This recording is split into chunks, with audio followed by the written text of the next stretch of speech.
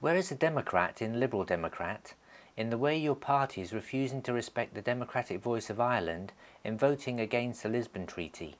And why has Graham Watson, Liberal MEP group leader, pledged to use taxpayers' money to fund efforts to bully Ireland into a yes vote? Well, Ireland has now, obviously since the question was written, voted in favour of the Lisbon Treaty, and the treaty has now been ratified. So I think events have slightly moved on. But I mean, basically, I think the Lisbon Treaty is a step in the right direction, but I don't think it's an earth-shattering, amazing constitutional set of changes.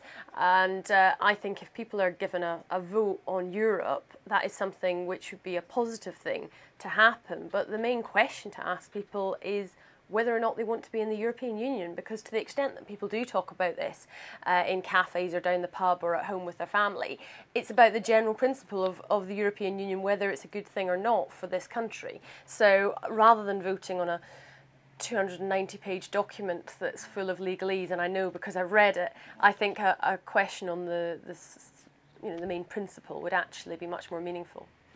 Do you think that it will ever be possible that people will be given a chance to vote on the EU?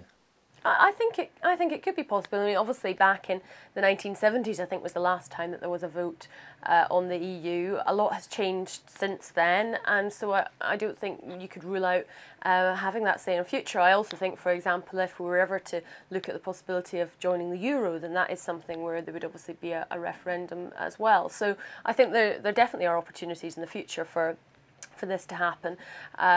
Probably not right in the middle of a recession, when there's perhaps more pressing issues. But in principle, yes, I think that makes sense.